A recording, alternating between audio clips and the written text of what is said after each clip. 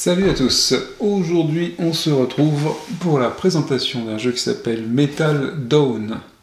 Donc Metal Dawn, produit par Everything Epic, créateur notamment de Secret of the Lost Tomb, Secret of the Lost Station, qui est un KS qui n'a pas encore été livré je crois. Également de Little Big China, un jeu de plateau, Little Big China, Big Trouble in Little China, donc jeu de plateau qui rend hommage au film Jack Burton dans Les Griffes du Mandarin en français.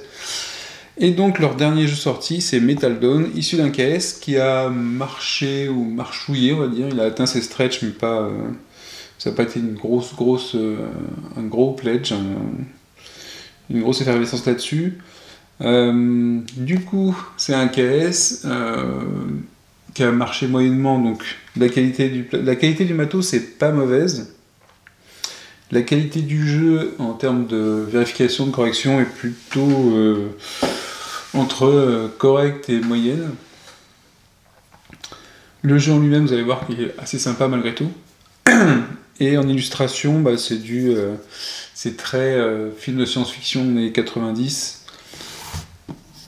Inspiré beaucoup de Terminator, vous allez voir. Au niveau du style, vous voyez, même le livre, il n'y a rien d'extraordinaire. C'est correct, sans plus, il n'y a rien d'extraordinaire. Le pitch du jeu, qu'est-ce que c'est ? Eh bien, c'est simple, vous avez... il est résumé rapidement, le pitch du jeu est résumé sur la première page, ici. Donc on a créé la technologie...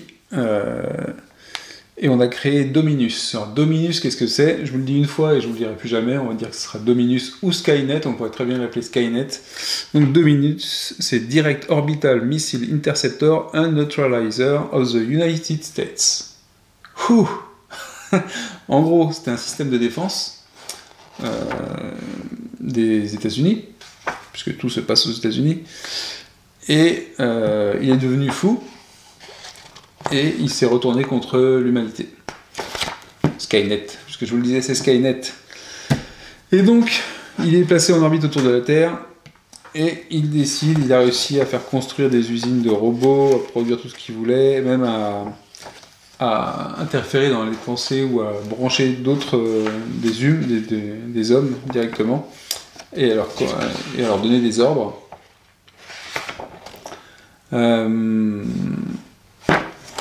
Et donc notre but, c'est qu'on va faire partie d'agences qui sont là pour lutter contre Dominus. Les différentes agences vont envoyer des agents pour pirater Dominus, pour le hacker.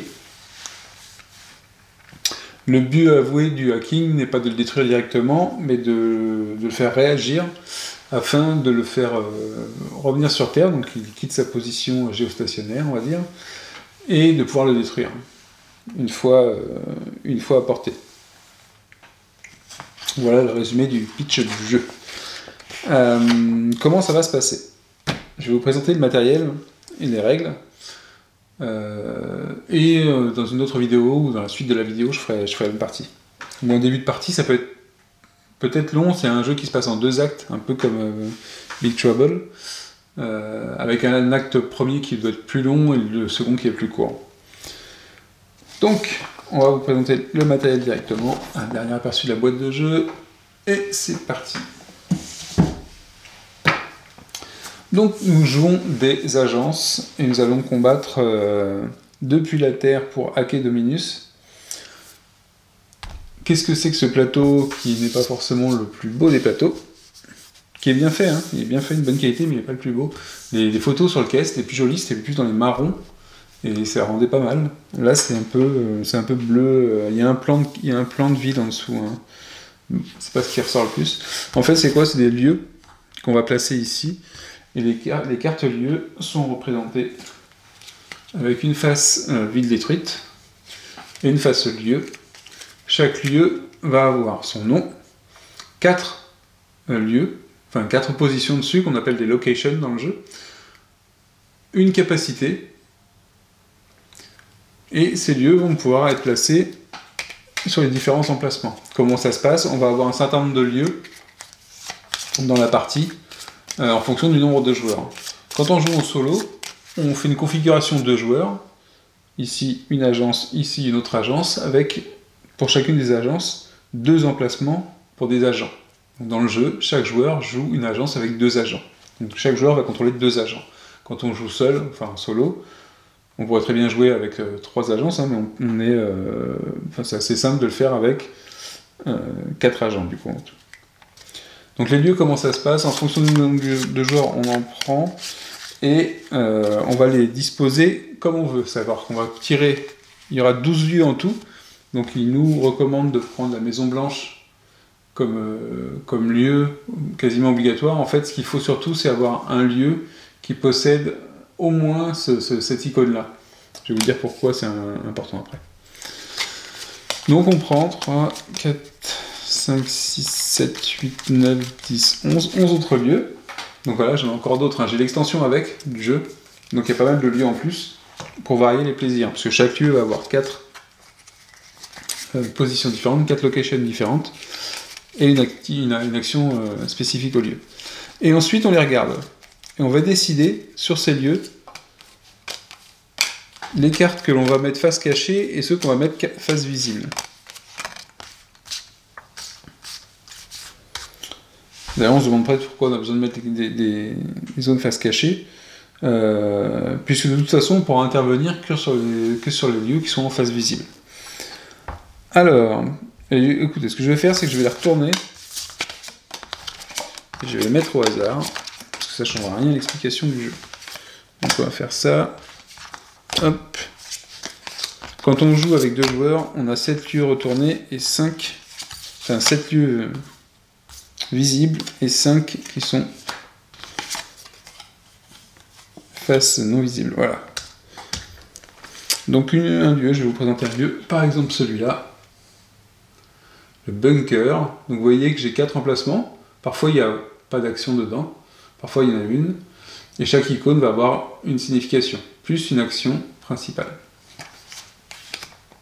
Et vous voyez que sur le plan, pour chacun des lieux, on a 4 positions également. C'est là où vont pouvoir se placer les unités, que ce soit les unités ennemies ou les agents. Donc quand on me dira unités, ce seront les unités ennemies, les robots, les soldats. Et les agents, ce seront nos agents que l'on dirige via les agences.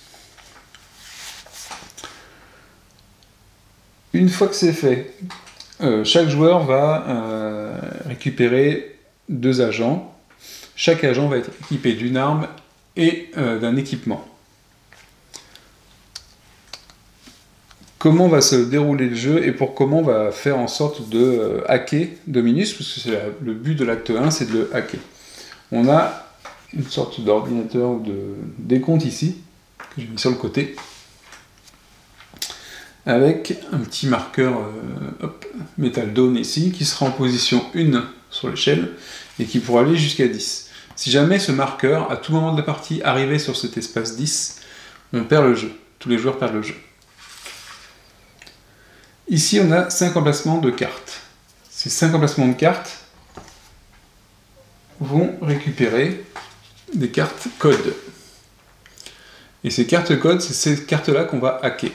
À savoir que derrière chaque carte code, on a une valeur et parfois quelque chose qui va se passer, un événement qui va se passer, ou quelque chose qui va altérer la valeur du code. Sur le plateau, on va pouvoir récupérer des cartes de type Intel. Hop, des cartes de type Intel qui ont des valeurs. C'est ces valeurs qui vont nous permettre de hacker les codes en question.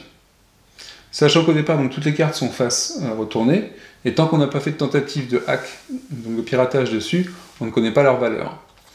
Quand on va pirater une des cartes, on choisit n'importe laquelle, on commence le piratage avec une carte de notre pool de cartes qu'on aura récupérée en jouant sur le plateau. Sachant qu'on peut en avoir que 3 au maximum en même temps.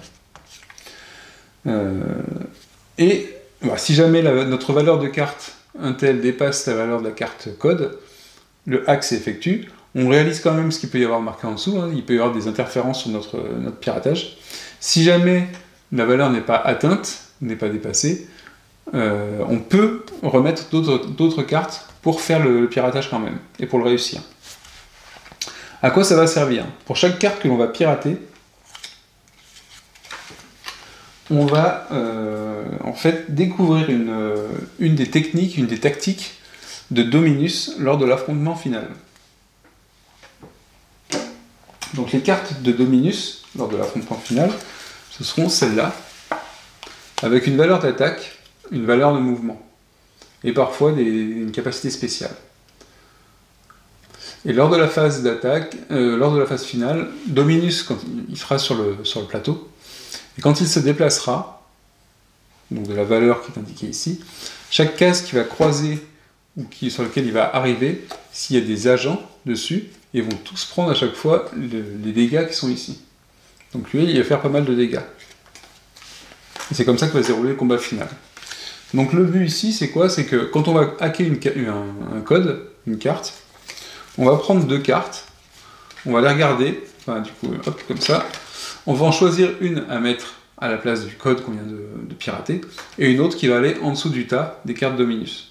Comme ça, on va pouvoir savoir ce qui va se passer dans les 5 premiers tours du combat contre Dominus, ce qui va nous donner un avantage pour le combat. Ensuite, on fera le combat, il y a toute une séquence pour le combat contre Dominus, le combat final, et c'est le but du jeu.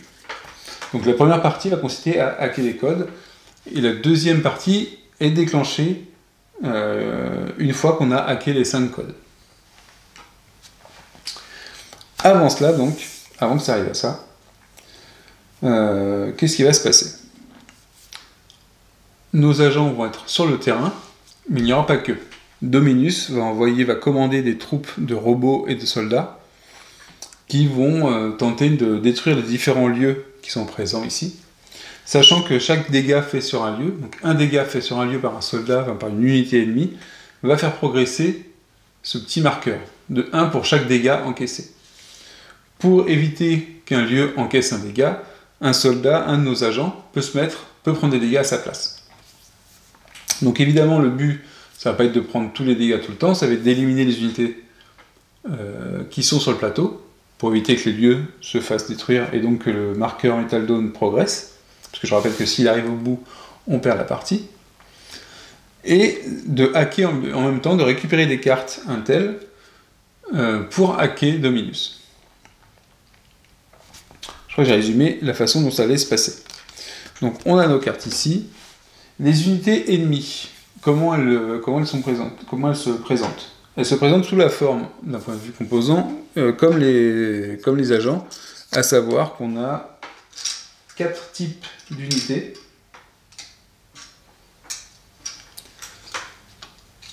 Le drone, le soldat, donc le soldat qui a été court-circuité et qui obéit aux ordres de Dominus. Alors ça c'est le cyborg, très proche d'un Terminator, et l'exterminator, gros robot plus puissant. Alors vous voyez que, vous allez me dire quelle horreur, des standees et en plus des petits trucs super fins. Alors ils sont fins mais ils sont quand même solides, hein, c'est pas du papier. Et l'intérêt c'est quoi? C'est que sur les... vous voyez que c'est pas centré, parce que vous avez une valeur cachée. Si je déplace le petit curseur ici, vous avez une valeur cachée, et parfois un petit symbole à côté, qui doit être caché tant qu'on n'a pas révélé les unités. Donc il y a des actions pour révéler les unités, dans le tour du jeu, il y a des actions possibles sur des unités révélées, et il y a des actions possibles sur n'importe quel type d'unité. Parfois, le symbole qui est ici va être déclenché avant l'attaque, et parfois ce sera après, ce sera un résultat, comme ici ce sera de tirer une carte arme pour la récupérer. La valeur qui est à côté, c'est pas la valeur d'attaque, c'est uniquement la valeur de défense. Chaque type d'unité va avoir, voilà, ici on a par exemple le cyborg avec une défense de 3 et un petit symbole qui lui indique qu'il donne plus 1 aux autres unités, je crois, dans sa zone. Donc chaque unité va avoir une valeur de défense, mais qui va être une fourchette. Alors, sauf les drones, on sait qu'ils ont une valeur de 1, avec un dégât, on les détruit. Mais potentiellement, un drone, quand on l'attaque et qu'on le révèle, il peut s'auto-détruire, là c'est pas le cas, et faire des dégâts à tous les agents qui sont dans sa zone. Donc je vous l'ai dit, il y a une fourchette de valeur de défense. Donc on ne sait jamais, quand une unité n'est pas révélée, quelle défense elle a. On connaît celle de la fourchette, on peut par exemple ça va de 3 à 5, c'est résumé sur le livre. Je vais reprendre ça. Voilà, c'est marqué ici. Donc les drones, c'est toujours 1. Les soldats, toujours 1. Non, les soldats de 2 à 3. Les cyborgs, alors les cyborgs de 2 à 4. Et les exterminateurs de 3 à 5. Pour les dégâts, ils sont indiqués dans le feuille, ils ne sont pas indiqués sur les unités. Pour les dégâts, ils font tous 1 en mode normal, c'est-à-dire quand on joue en mode normal dans le jeu, tous 1 sauf l'exterminateur qui fait 2. Donc ça, c'est les dégâts qu'ils nous font à nous, ou qu'ils font aux agents. Quand on joue en mode difficile, le drone et le soldat font toujours 1 en dégâts, par contre le cyborg fait 2 et l'exterminateur fait 3.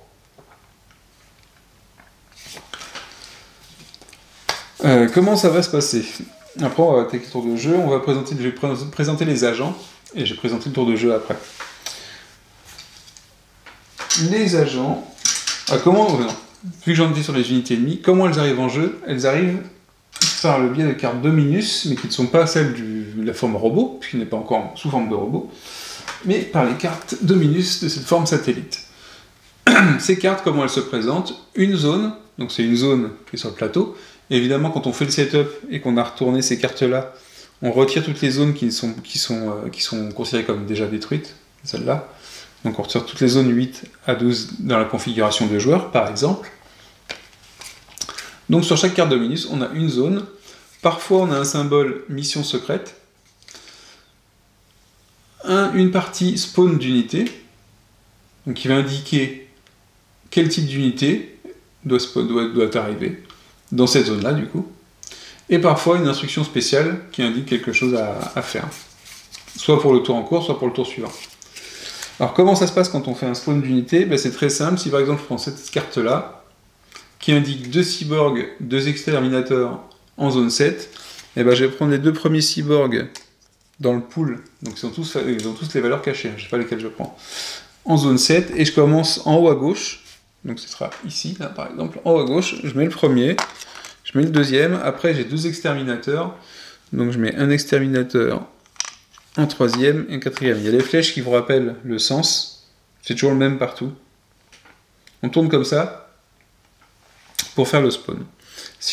Évidemment, les unités ne débarquent pas sur une zone où il y a déjà un agent ou une autre unité, donc elles se décalent. Si jamais la zone est pleine et qu'on ne peut pas faire le spawn, il y a une sorte d'overrun, on décale sur les zones adjacentes à cette case-là. Donc on va partir là, et on fait comme ça, et de la même façon, sur chacune des zones, on tourne dans le sens des aiguilles d'une montre. Donc j'espère que c'est clair pour le spawn des unités.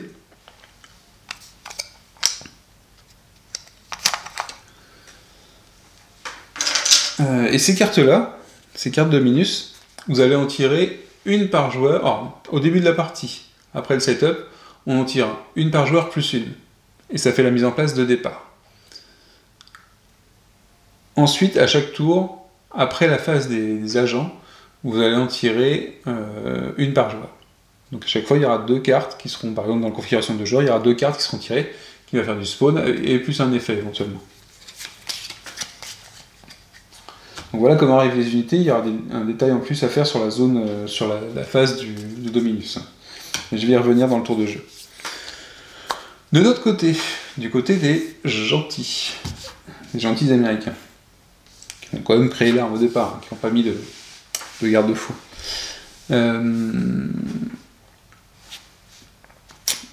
Du côté des Américains, on a donc les agences. Les agences, comment elles sont représentées? Alors, les agences, en fait, ce sont des divisions. On a donc des cartes division. On distribue au hasard une carte division à chaque joueur. Donc si j'ai 2 joueurs. Hein. Et chaque carte division va représenter, il y a un petit symbole ici, quel type de division. Et un pouvoir spécial utilisable une seule fois par partie. Une fois que c'est utilisé, on retourne la carte. Et on ne peut plus utiliser le pouvoir. Donc si j'en distribue 2 tout de suite, je vais avoir l'intelligence ici, et la surveillance, je vais changer, parce que c'est ce que j'ai joué exactement cet après-midi, et celle-là. Mission Control. Je vais changer celle-là aussi, parce que c'est la même que cet après-midi. Moi, je vais mettre le médical, tiens. Hop. Donc, le pouvoir de la division Mission Control, c'est quoi? C'est que je peux donc retourner cette carte. Un agent donc une fois dans la partie, un agent peut avoir 2 actions supplémentaires, comme action gratuite. Donc c'est 2 actions supplémentaires pour un agent, sachant qu'on en a 2 par tour. Je vais y revenir. Pour la division médicale, on a...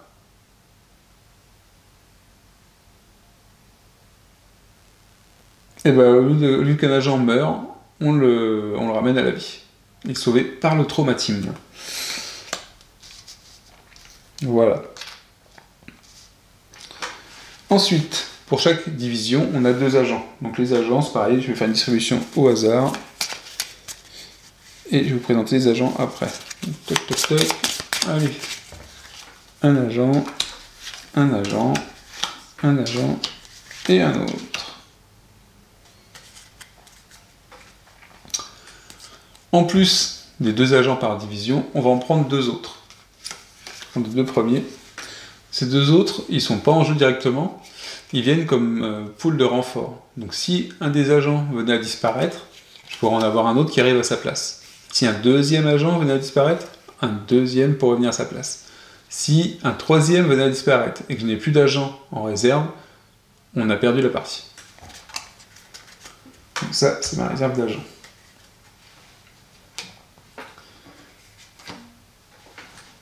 Alors, comment se présente une carte d'agent? C'est très simple, vous avez son nom de code, évidemment, ses points de vie de départ. Donc, pour gérer les points de vie, on a des petits tokens en forme de cœur, c'est tout mignon. Et on va mettre donc les points de vie de départ directement à côté de sa carte pour notifier qu'il a 6 points de vie. Chaque agent a une compétence, ici, qu'il peut activer une fois par tour. Enfin, une fois par tour, enfin, selon ce qui est indiqué dessus en tout cas, qu'il peut activer comme action.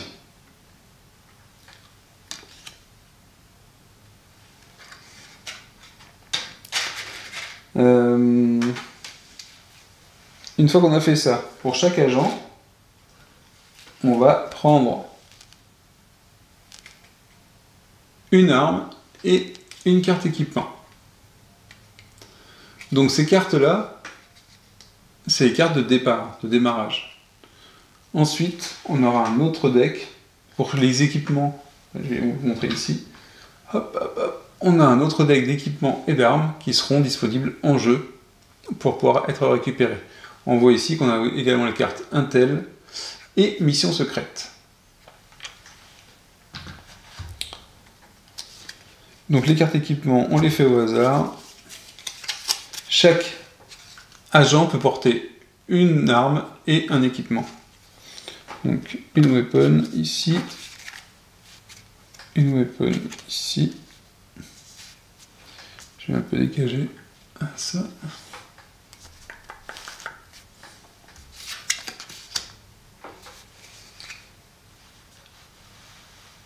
Ça, je vais pousser ça, on n'aura pas trop besoin, du moment où vous voyez la piste qui emmène jusqu'au 10. Une arme ici. Et on fait un équipement. Alors ça, c'est ce qui permet de... Je crois que c'est... Je vais remélanger un coup, c'est ce que j'ai eu cet après-midi. Hop, hop, hop, hop, hop. N'hésitez pas à faire quoi, j'ai l'impression que je retrouve les mêmes, mais c'est formidable. Je retrouve les mêmes.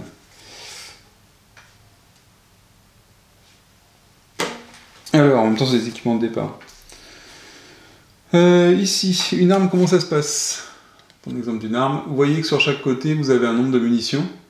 Quand c'est une arme qui peut être utilisée un certain nombre de fois.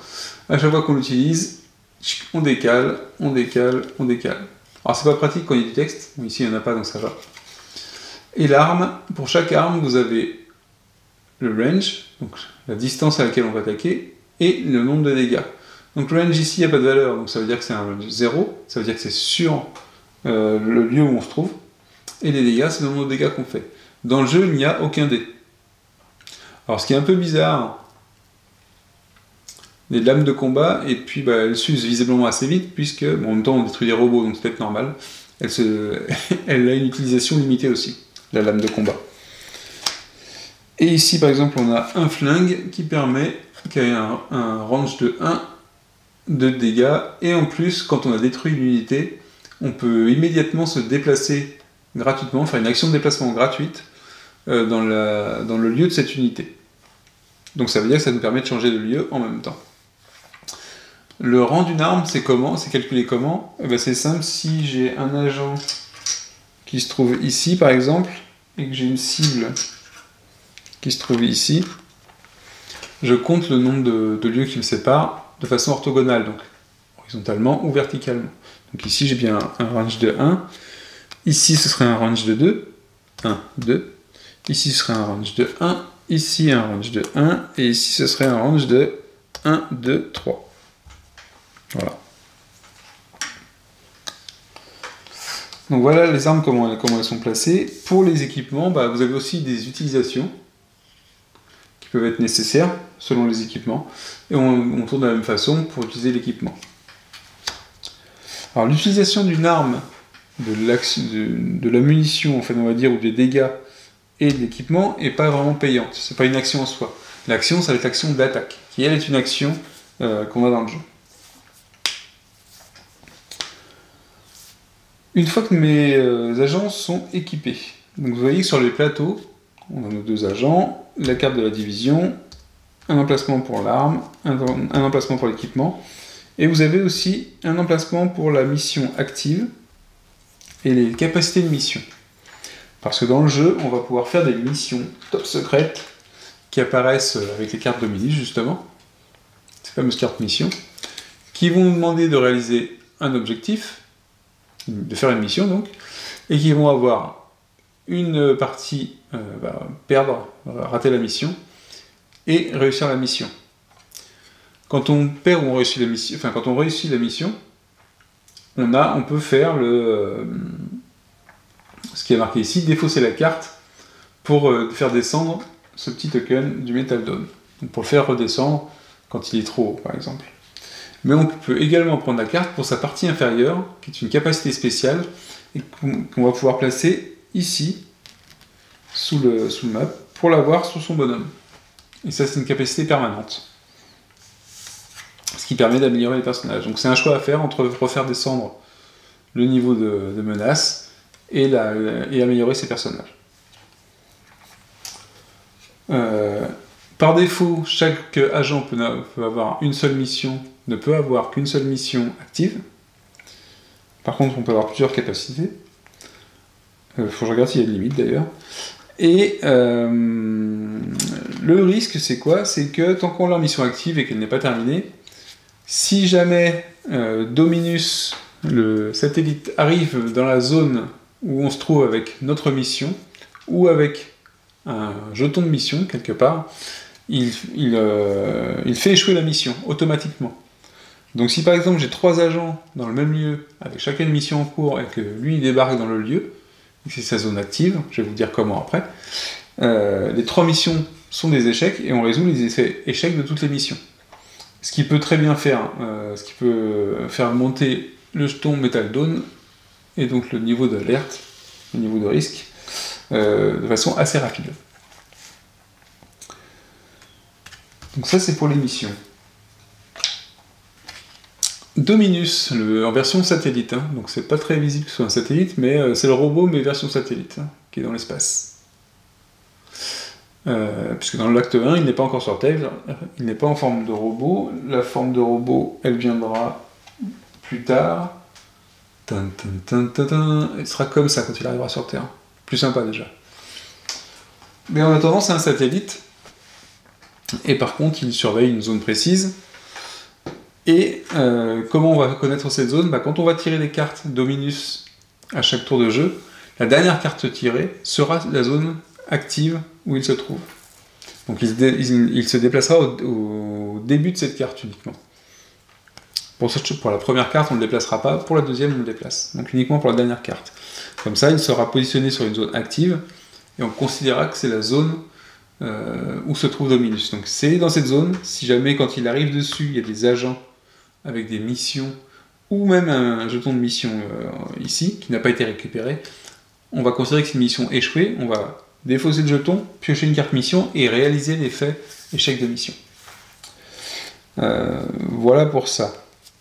En plus de ça, la position de Dominus peut avoir une influence sur les cartes Dominus qui sont tirées. Le tour de jeu. Est-ce que je fais le tour de jeu? Donc le tour de jeu, comment ça se déroule? On a la phase des agents. Chaque joueur va faire jouer un de ses agents. Une fois qu'il a joué un de ses agents, il retourne côté inactif son agent. Une fois que tous les agents ont joué, on passe à la phase de Dominus. La phase de Dominus, c'est très simple. La première chose qui se passe, c'est qu'on augmente de 1 le niveau de menace, que l'on fait attaquer toutes les unités en jeu de Dominus. Donc pour chaque zone, en partant de haut à gauche, en faisant comme ça, hop, hop, hop, dès qu'il y a une unité, elle va attaquer. Donc s'il y a un agent sur le lieu, donc un lieu, ça va être les 4 positions qui sont ici, par exemple, pour la Maison Blanche. Les 4 ici, pour le Memorial Lincoln. Donc s'il y a un agent sur le lieu, il peut prendre les dégâts d'une unité à la place, que ce soit le lieu, et il peut faire ça pour chacune des unités, hein, tant qu'il est en vie encore, on va dire. Par contre, s'il ne prend pas les dégâts, ou s'il n'y a pas d'agent, pour chaque dégât donné par une unité, on va faire monter de 1 le marqueur Metal Dawn. Donc ça peut aller très vite si on ne fait pas attention. Donc on a plutôt intérêt à dégager aussi les unités et à placer des agents là où il y a des unités. Je rappelle, hein, les drones font 1, les soldats et les cyborgs font 1 aussi, et l'exterminateur fait 2. En version facile, en version normale. Donc ça, ce sera pour le tour de Dominus, et ensuite on tire 2 cartes. Après l'attaque, on tire les 2 cartes Dominus pour faire du spawn d'unité et déplacer Dominus. Après, on repart sur une nouvelle phase d'agent, et ainsi de suite. La phase des agents, qu'est-ce que c'est? Eh bien, c'est bien simple, chaque agent, donc pour l'ordre des joueurs, les joueurs décident à la fin du tour précédent qui commence le suivant. Le joueur qui doit jouer choisit un de ses agents disponibles, donc qui n'est pas inactif évidemment, et décide de l'activer. Un agent qu'on active a 2 actions, donc il est limité à 2 actions, et un nombre non défini d'actions libres. Alors les actions non libres, qu'est-ce que c'est? On a une petite carte qui résume très bien ça. Ce sont le déplacement, l'attaque, l'utilisation d'une carte Intel, donc intelligence, et le hack. Alors vous allez me dire que le hack et l'utilisation d'une carte Intel c'est la même chose? Pas vraiment, parce qu'en fait sur une carte Intel, donc je peux utiliser cette valeur-là pour dire que je fais un hack sur les codes qu'on aura sur le côté. Hein, je vous rappelle que c'est comme ça le but de l'acte 1 du jeu, c'est de hacker le Dominus. Mais je peux aussi utiliser la carte Intel pour cette partie ici, pour la partie qui est ici. Donc ici par exemple c'est défausser cette carte pour résoudre immédiatement une attaque gratuite avec range 0 et plus 2 en dégâts. Donc c'est pas mal aussi. Donc c'est l'utilisation d'une carte Intel. En plus de ça, à n'importe quel moment, tous les joueurs peuvent défausser une carte Intel, donc par exemple ici 2 cartes Intel, de ce pool-là et de ce pool-là, pour faire descendre le marqueur de 1. Donc c'est une petite règle en plus, au cas où ce serait trop dur. Ça c'est les cartes qu'on voit pas très bien, les cartes de résumé avec les symboles.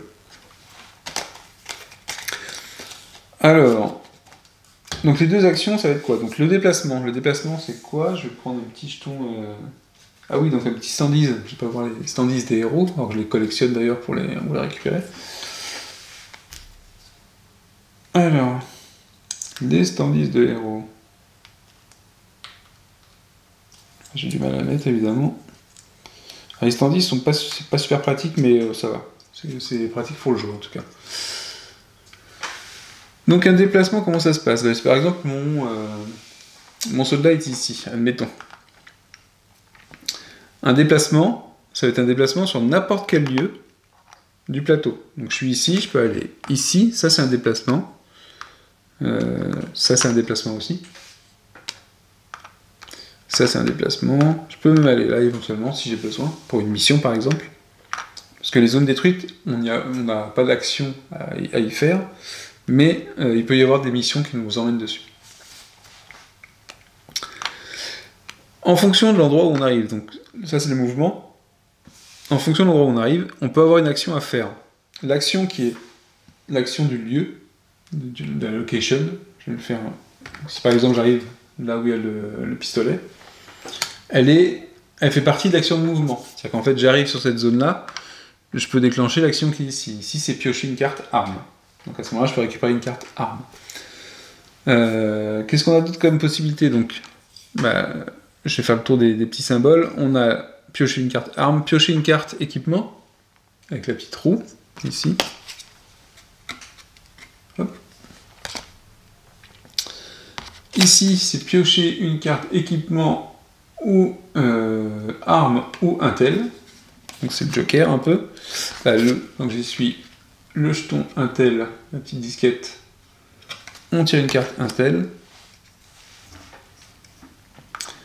Et l'œil, ça permet de révéler toutes les unités d'une zone. Donc très pratique. Et enfin, le petit bouclier qui se trouve ici, ça permet d'avoir un jeton de blocage et de bloquer n'importe quelle unité. Ça veut dire qu'on mettra le petit jeton sur l'unité, c'est un petit jeton comme ça. Hop, un petit jeton comme ça, et l'unité ne pourra pas attaquer à son tour, ne pourra pas agir. Donc ça permet de bloquer les grosses unités par exemple. Donc voilà pour ce qui est des actions qui sont sur les 4 coins. C'est souvent celle-là de toute façon. Ensuite, vous avez... Ah si, j'ai oublié la plus importante. Cette petite action-là, la cible, ça permet de détruire n'importe quelle unité révélée. D'où l'intérêt de révéler les unités, de connaître leur valeur de défense. Alors, par contre, il peut y avoir des effets quand on va révéler les unités qui sont pas forcément bons, mais l'avantage de ça, c'est que ça nous économise les attaques, et donc les munitions des armes des agents. Et donc ça permet de faire du vide plus rapidement. Ça peut être très utile pour les grosses unités aussi, quand on n'a pas encore les moyens de le voir. Ça dépense 2 actions, parce qu'il y a une action de révéler, une action pour éliminer, et ça n'en élimine qu'un seul. Mais ça permet d'économiser des armes, ce qui est toujours sympathique. Ensuite, donc ça fait partie des actions. L'attaque, comment ça se passe? Il faut avoir une arme. Si on n'a pas d'arme, on considère qu'on a une attaque avec un dégât de 1 et un range 0. Donc si mon agent n'a pas d'arme, il peut quand même faire une attaque. Range 0, donc dans son lieu. Ici c'est son lieu. Et dégâts de 1. Donc il pourra attaquer un drone en tout cas. Quand on attaque une unité ennemie, si elle n'est pas révélée, on la révèle. On résout l'effet si jamais il y a un effet à résoudre. Et ensuite on fait l'attaque. Si jamais la force d'attaque n'est pas suffisante par rapport à la défense d'une unité, l'unité n'est pas détruite. Il faut atteindre au minimum sa valeur de défense. Ensuite, le hack. Donc le hack, c'est ce que je vous ai expliqué tout à l'heure. On a des cartes codes qui vont être face retournées ici. On en choisit une. Alors ça peut être une carte retournée ou une carte visible dont on connaît la force. Et on l'attaque, on la hack avec une carte intel. Donc... il faut faire attention sur les cartes quand vous allez les retourner. Je vais vous faire voir des exemples de cartes code. On peut avoir des cartes qui vous disent... alors ici c'est sympa. Il y a des cartes quand on les hack, voilà. Celle-là par exemple, si le hacking, donc si le piratage est un succès, l'agent qui a hacké prend 3 dégâts. Alors imaginez que vous faites un hacking tout bête, tout simple, en disant bon, je vais pas combattre ou je vais assez loin des unités ennemies et je hack tranquillement, vous pourriez très bien mourir suite à un hacking. Donc voilà, ça vous donne un peu l'idée, c'est que vous allez en révéler. Parfois vous aurez assez de pouvoir pour essayer de les révéler avec au moins une carte assez forte. d'un tel, et essayer de réussir le piratage avec la première carte, ou avec la deuxième si c'est possible, sachant qu'il n'y a pas de monnaie. C'est-à-dire qu'une carte qui fait 5 en résistance, une carte code de niveau 5, si vous mettez une carte 3, et que vous avez après avec une carte 5, vous mettrez vos 8 valeurs d'un tel pour la pirater. Et vous perdez les 2 cartes. Donc voilà, il faut faire attention quand on fait le piratage. Donc je vais placer les 5 cartes. Hop, hop. Je les prends au hasard dans le paquet. Voilà, elles sont ici. On ne les connaît pas.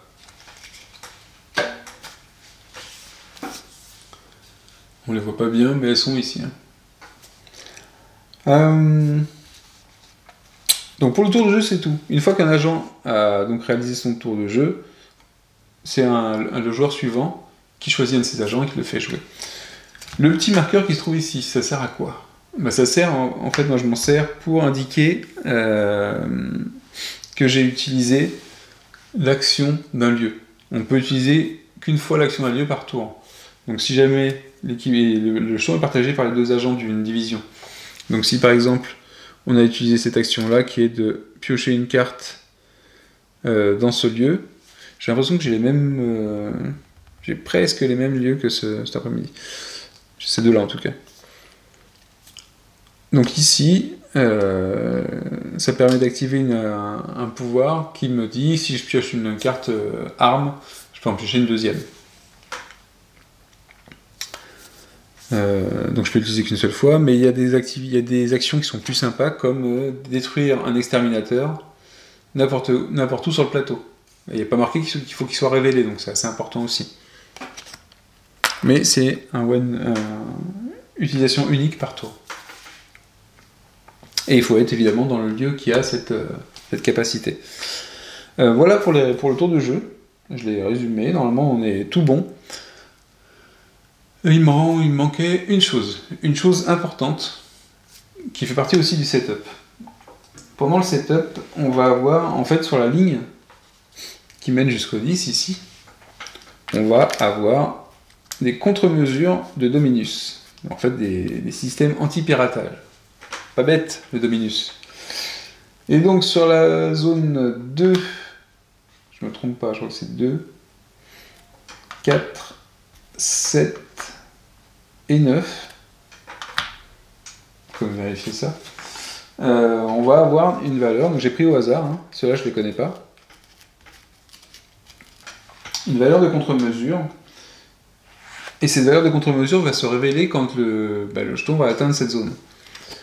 Et ensuite, hop, ici on a ce qui peut se passer en fonction de la valeur du jeton retourné. Donc vous voyez, de 1 à 3, ça fera ça. 4, 5, 6, 7, 8, 9, 10. Voilà ce qui peut se passer. Donc selon la valeur du pion qu'on va retourner, quand le jeton menace va avancer, on aura un effet différent. C'est le petit effet qui se coule, le deuxième effet, quoi. Et normalement, je ne me suis pas trompé, j'ai bien fait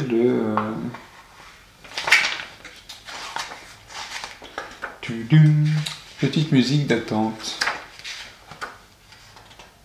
2, 4, 7, 9. 2, 4, 7, 9. Impeccable.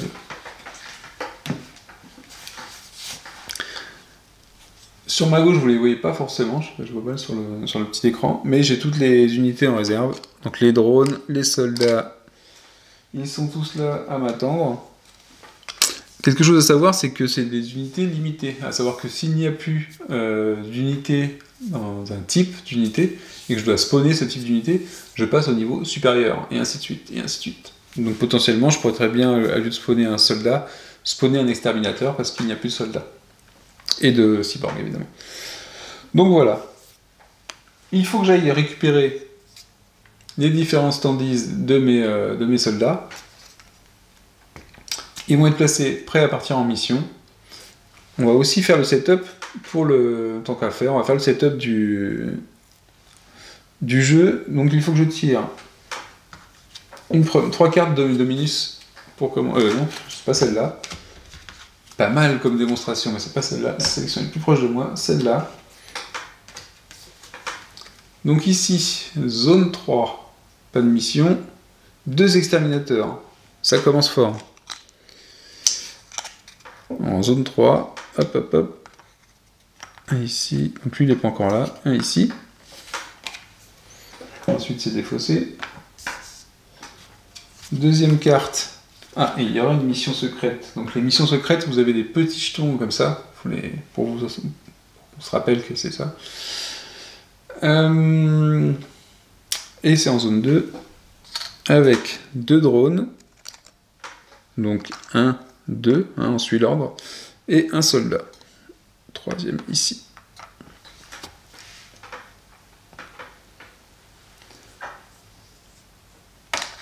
Et voilà.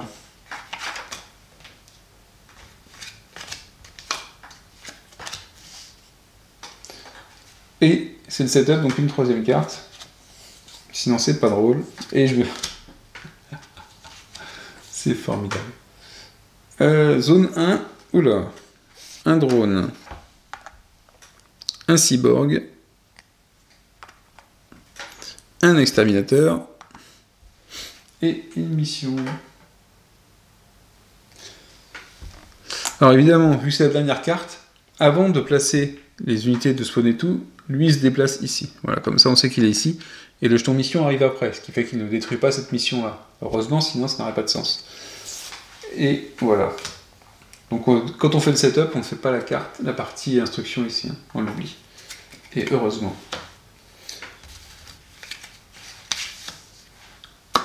Le setup est fait, nos agents sont pas encore tous arrivés, d'ailleurs elle n'a rien à faire là. Donc les agents on a qui? On a Marx. Hop, Marx est arrivé. Ouais, du coup je me suis trompé de... Marx il est là-haut. Ensuite, on a Black Dahlia. Black Dahlia. Elle est là. Black Dahlia. Bon, vous voyez ici, j'ai pas, selon les standees, c'est plus ou moins facile à mettre, mais il n'y a pas trop de difficultés. Donc ici, il y a un repère de couleurs, parce qu'au départ, ça va être des standees avec des couleurs, ici, les supports, ça va être des couleurs. Et finalement, ils ont mis des petits autocollants. Donc ça, c'est des petits trucs du KS, des petites surprises du KS. A noter également, j'en profite que je suis en train de faire ça, et ça vous intéresse sûrement pas beaucoup. Voilà, ça c'est Kay. J'ai un peu pensé à une Men in Black. Notamment dans le prochain d'ailleurs. Et Earl Hawk. Earl Hawk.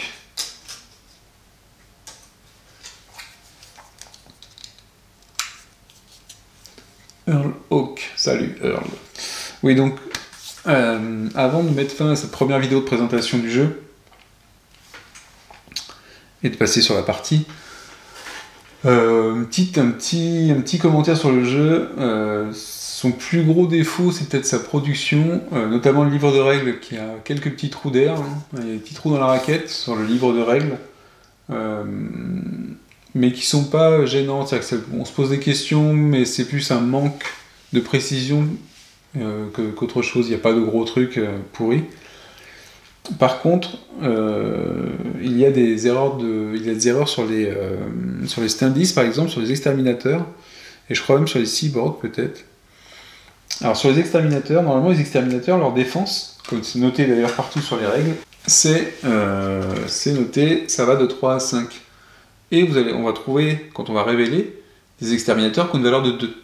Alors il faut savoir que c'est faux, c'est 3. Ceux qui sont à valeur de 2, c'est faux, c'est 3, hein, pour les gros. Donc ça pose problème. L'autre exemple, c'est quoi? C'est que sur les unités, quand on va les révéler, on va avoir des symboles qui ne font pas partie des symboles des unités, qui ne font pas partie de ceux-là. Parce que ça, c'est des symboles d'unités, mais qui sont vraiment, qui leur confèrent quelque chose contre nous. Mais certaines unités, en fait, vont avoir ces symboles-là, qu'on retrouve aussi sur le truc d'action, qui sont en fait des bonus pour nous quand on les détruit.